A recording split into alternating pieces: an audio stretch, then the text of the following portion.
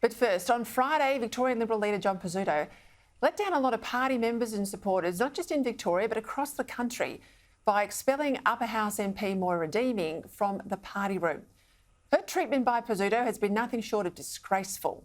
He says he wants to promote a broad church, yet he's forced out a conviction politician who dared push the country to keep women's spaces just that, for women.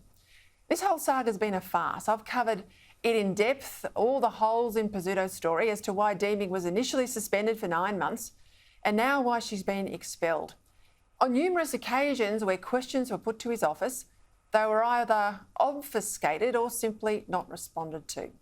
In the end, it comes down to Pizzuto not honouring his commitments, Deeming trying to hold him accountable, and a whole lot of weak and spineless colleagues too scared to speak up, but happy to tell me off the record that they didn't want this to happen.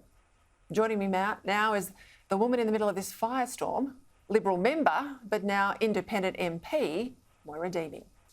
Moira, I'm delighted to talk to you again. I mean, I spoke to you on the weekend for a newspaper interview, but this is your first public comment since the events of Friday. It's been a really rugged 6 weeks, 7 weeks now, introduction to Parliament. But on a personal level, given the events of Friday, how do you feel today? I feel that it's better to have the decision made rather than being in that limbo that I was in. It was just torture, not understanding what was happening to me or why things had taken all the turns that they were taking. So as much as I'm very disappointed with this outcome and all my supporters are very disappointed with this outcome, at least I can just get back to work now. You are still a member of the Liberal Party. You might not be sitting in the Liberal Party room, but you're still a member of the Liberal Party, aren't you? Absolutely.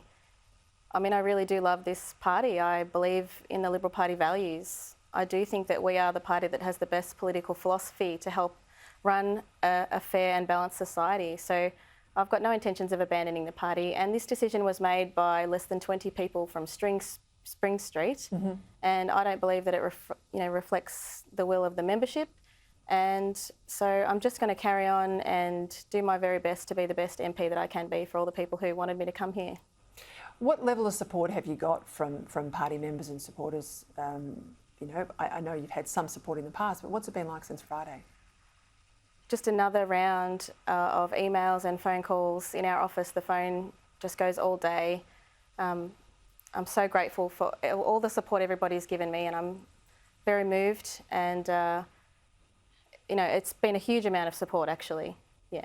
You're a mum of 4. I met your beautiful kids on the weekend. How's this impacted your family beyond you? Your husband and your children. Oh, it's been terrible. I think I've found out more as the weeks have gone on, things that I wasn't being told before.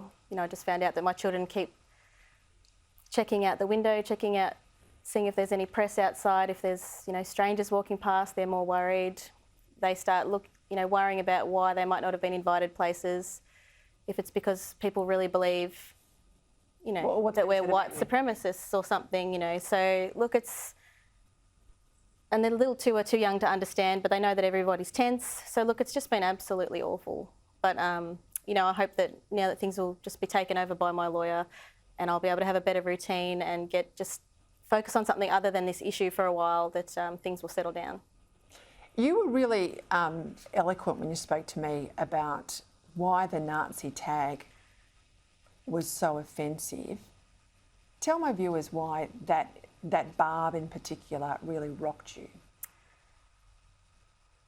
I've just been raised to think about what happened in the Holocaust as the benchmark of evil and to always be on guard for how a society can tip over into such a catastrophe.